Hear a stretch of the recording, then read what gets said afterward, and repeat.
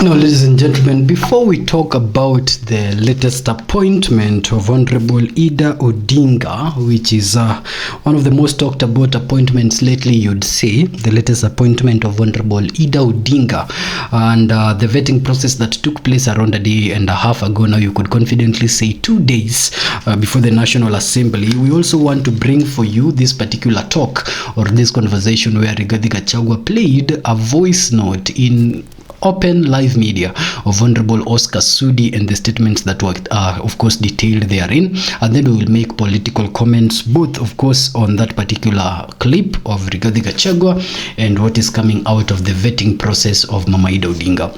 But of course, if this is your first time, of course, interacting with the People's Mirror, please hit the subscribe button. We are at 4,125 by the time I'm doing this particular episode, and I believe that if you hit that particular subscribe button, then by the end of the day, we'll be at 4,200. So we keep making our goals realistic for short-term goals, and of course, our long-term goal is to hit the 5,000 subscriber mark, at least within the first week of March.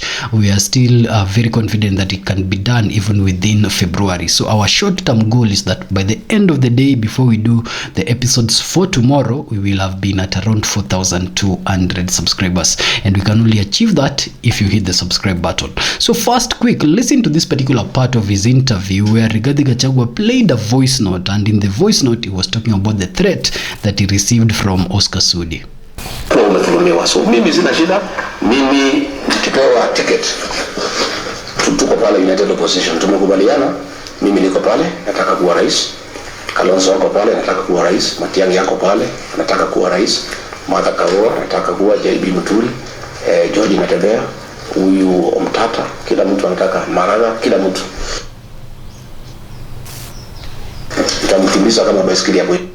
Kutoka kwa masuala ya impeachment nikupeleke kwa kuna siku ulisema rais na baadhi ya PSS kwenye serikali wanazunguka usiku hawalali wakitafuta mahali kuna shamba ya kugrab. Ukasema kuna mahali alafu pia ukaongelea kwamba kuna watu wakubwa kwenye serikali ambao wamenyakua shamba pale Angata Barigoi. Sasa wewe ukisema rais anazunguka usiku yote alali, wewe una ushahidi gani? Na pia uzungumzie hiyo masuala. Umesikia analalamika? Kama sio kweli, si analalamika. Yule analalamika ni Sudi na kunitusi. Wewe ni matako sana na shetani. Wewe tunakusaidia mtu mkinga, mtu bubu. Wewe ni mtu kasia. Wewe unataka kuambia usikilize vizuri. Hauna nini kwa chochote kile. Na namba 2, utuletee mshamba zote mimba. Hata kundi moja spring useme nini? Sudi ni hii, ama uje hii, ama kuna hii. Wewe ni mtu mzuri. Na wacha niambie wewe hii. Unataka mtu mzuri. Kuna mtu mmoja. Hiyo ni Sudi. Hiyo ni Sudi anamtumia. Wacha nikwambie kuna watu lakini sasa mimi nasikia sasa wewe kiongozi sasa ningetaka mjue badala moja sasa mzuri mjue wasikizaji wajue wale viongozi wanatembea na William Ruto ndio hawa. Unasikia ile ngoma anatumia mheshimiwa Faruku anatukana Uhuru Kenyatta, Sudi anatukana mimi, majina ambayo hatakikani kutoka kwa mdomo ya kiongozi. Mheshimiwa zungumzie kwa sababu wako kujitetea na lakini mliniuliza shida iko wapi? Mheshimiwa mliniuliza shida iko wapi? Mheshimiwa nikamwambia rais, najua tunasema ukiwa kwa shimo kitu ya kwanza unafanya unawaza kuchimba zaidi ndio ujue vile utatoka. Sasa hii mazungumzo kama hii. Mheshimiwa Rigathi, are you bitter? I'm not bitter. Why I'm laughing with you? Are you bitter? Are you fallout yako na president? Are you bitter with him? Is it personal? No, there's nothing personal. Because kuna incidences mawili. Ya kwanza ni umecheza this audio, which we apologize on behalf of these people because kwetu sisi that is unprofessional. Ya pili, you said that kama basi state house unafunguliwa watu kuja wakule pesa, basi wakalenjin pia wakuje wakule. How does two wrongs make a right? Because unafaa ku come out as a better option kwa sababu umekosoa rais. Na mbali na kukosoa yale mambo rais hajafanya, wakalenjin wanataka kusikiza Rigathi Gachagua kama suluhisho ya shida zao. Umesema tangu utoke kwa ofisi ya kwamba hajafanya hii, amefanya hii. That political betrayal. na it comes out like bado una maumivu na machungu ndani ya moyo wako. Wasikilizaji wetu leo wanataka kukuona kama kiongozi bora ambaye differences zako na president has come out loud, but it is coming out loud that you're still bitter. Now, why would my Kalenjin listeners wa Chamge FM trust you? Why are you deciding for me that I'm bitter? You cannot decide for me. I'm not saying I'm bitter. You have no capacity. You have no capacity to determine whether I'm bitter or not. Yes. Kenyans are very bitter people because they were conned and deceived. Waliambiwa watawekwa pesa kwa mfuko. Instead ya kuwekwa, zile kidogo ilikuwa imetolewa through taxation. Kenyans are bitter people. Jana wafanyabiashara pale Githurai, when President Ruto was announced a winner, 200,000 people walienda hapo, wakachinja buzi, wakafanya chakula kwa rami wakisherekea. Jana wametumia mabuldoza imewahangaisha. They are bitter people. It's not me who is bitter. It's the Kenyan people who are very bitter. Wale ambaye wakienda hospitali, SHA haifanyi kazi, na zamani ilikuwa NHIF inafanya kazi, they are bitter. Wale ambaye wako na watoto wao, walikuwa wanasomeshwa wakati ya Kibaki, wakati ya Uhuru, wanapata free primary education. Leo wako nyumbani, they are bitter people. Now, let's say the president has failed. Now, why would they choose you? Tuseme yeye amefail, hajafanya haya yote umesema. Why would you be a better option? But madam, if you have been listening to me, nimesema nikiwa president what I'll do. I can repeat if you did not hear. Nimesema mambo ya kuteka watoto nyara na kuwapiga risasi mguu haitafanyika kwa serikali ya Rigiji. Mambo ya free primary education nitalegesha. Mambo ya linda mama nitalegesha. Mambo ya dignity ya payslip nitaangalia vile tutapunguza ile pesa watu wanakatwa ndio waweze kupata purchasing power. Watu watakubaliwa kufanya biashara bila kusumbuliwa. Mambo ya demolitions and evictions at night kama ile imefanyika Githurai, kama ile inafanyika Dadora, watu wanahangaishwa, wamama, watoto, hiyo maneno haitafanyika. Serikali ya Rigiji itaheshimu freedom of worship. Hakuna siku polisi wataenda kanisani kupiga wamama na watoto na kutumia tear gas. I have explained to you and the Kalenjins have had me. Okay, so before we go deep in, ladies and gentlemen, please let us know what you think in the comment section out of this particular interview.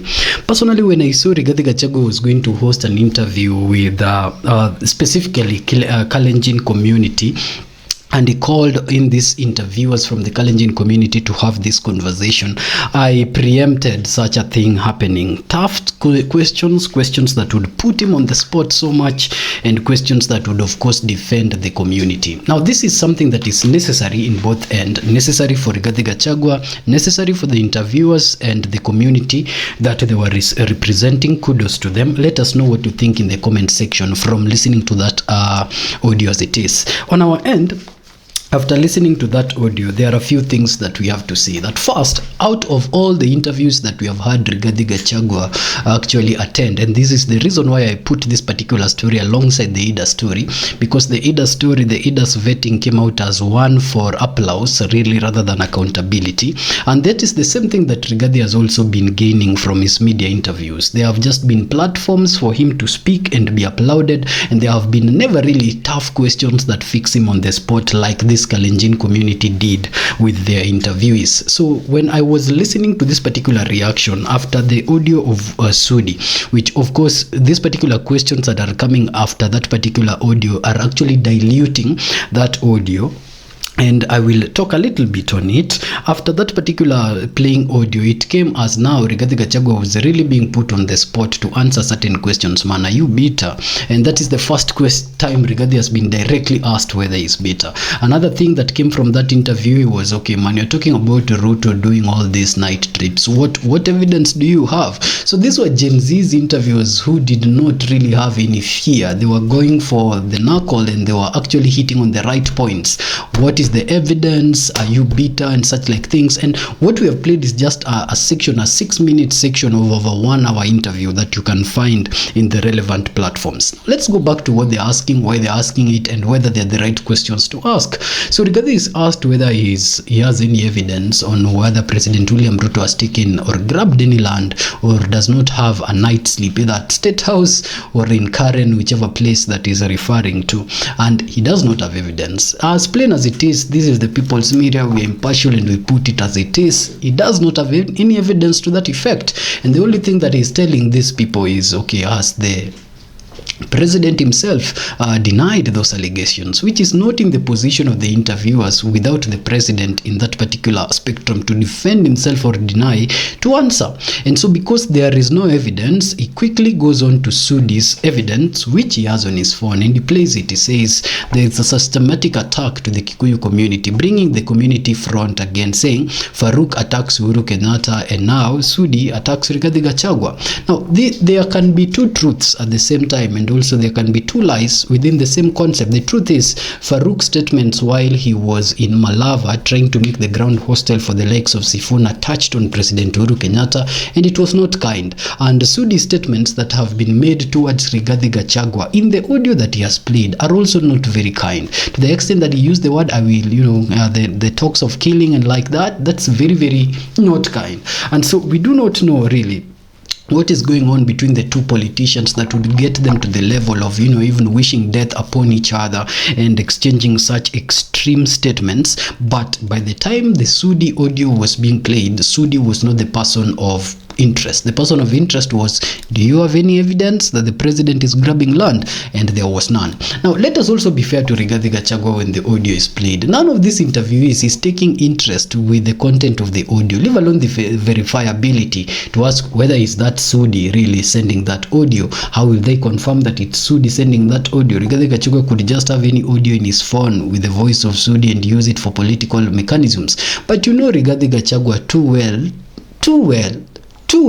to accuse him of actually using that for political theatrics. The truth is this audio was sent, and most likely or most probably it was sent by the individual that Rigathi Gachagua says it was sent to. And I would have really loved to have the interviewers talking about this particular audio, asking questions about this audio, whether he has taken any legal action on this audio, reported to a police, for example, reported to the DCI that his life is being threatened as a result of this audio, whether there's an OB to the effect, whether there's any investigations going on, or is just comfortable with his life threatened with this audio and is just using it for political mileage. So we expected questions around that particular platform to bring more clarity, really, to see if his life is in threat, then concerns around that, what is being done.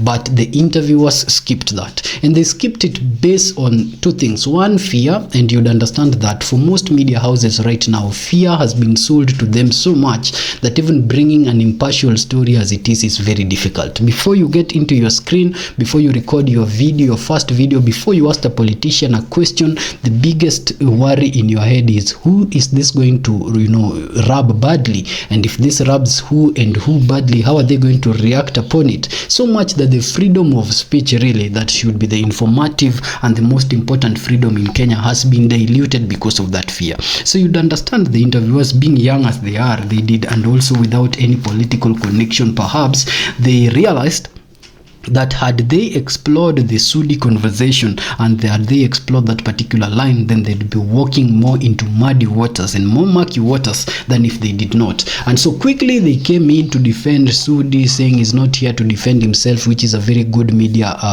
value, saying that they cannot actually put SUDI to test because he's not there to defend themselves. But other people also looked at it as also a way to bring in comments to defend their community based on the fact that these were Kalenjin community that were having a conversation with Rigathi Gachagua. So Rigathi Gachagua's media houses per communities have happened before. We've seen him talk to Somalis, we have seen him talk to the Kikujus, we have seen him talk to the Merus through the media stations, we have seen him talk to the Ma community, now we have seen him talk to the Kalenjin community. I look forward to other communities coming into this particular conversation and more specific questions being asked to the former deputy president. But when asked on the alternative that is offering, say for example, okay, Ruto is as bad as you're saying and we give you the mandate, then what are you going to do? which is actually the question most young people want to hear right now. It talks about reducing demolition rates, improving businesses, which other people have accused him of actually just building in favor of the Kikuyu community. We detail that story here at the People's Mirror, improving schools, and of course protecting the space of worship and protecting the Gen Zs. Very shallow, not documented, but really substantive because it goes to the heart of the people. So let us know in the comment section really what you think of the interview itself. Was it properly conducted? Were the interviewers asking the right questions? Was Rigathi providing the right answers? And what is your thought around the entire thing? Now, Gachagua aside, also another person that has been in this particular receiving end of reactions lately has been Ida Odinga. Now, Ida Odinga was being vetted for the position of the UNEP ambassador in Kenya, and she revealed that her net worth was around 500 million Kenyan shillings. Now it turns out, or rather says that her vetting turned out into applause fest rather than accountability, where everyone wanted to impress Ida rather than ask Ida the right question. So starting it off, let us play certain bit of this particular vetting process that took place in the National Assembly before we make political comments on it. Chair, I think you didn't get me. First of all, my apologies for coming late. I wanted to introduce myself after, because I don't introduce myself briefly. As Uber people, we don't introduce ourselves briefly. My name is Emilio Diambo Mabona, Member of Parliament, Suba North, and Minority Chief Whip, and member of this committee. Chair, as part of my introduction, I don't have any question, but I just want to say the reason I don't have any question is because in law, we say res ispa loquitur.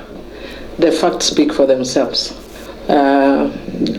Honorable Ida Odinga, aka Mama, is overqualified for this position.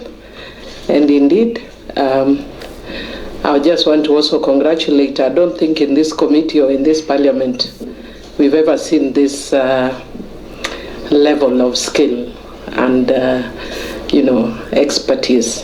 But also I just want to say that I hope this is the first step of greater conferment in this country for what Mama Ida has done for this country.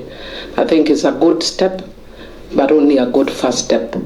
We are hoping for greater, much greater things coming our way for what she has done. I don't think many people understand what Mama has done for this country, what she has been, what she goes through every election cycle, stoically, and also with calm, resilience. And if you see even from a photo gallery, she works with everyone. Yeah, okay, so those were some of just a few of the accolades that Ida was being given. None of that particular vetting process went into questioning really her capabilities. You can find it, it's all over the media houses, how it was done.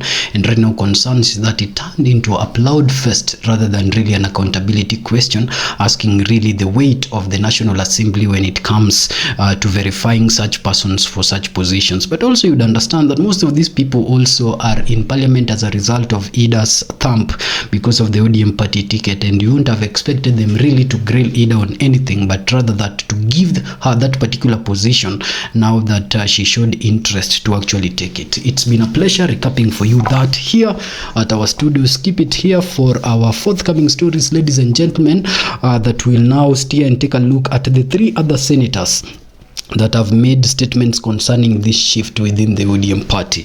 We thank you so much for keeping it the People's Mirror. Stay until our next episode.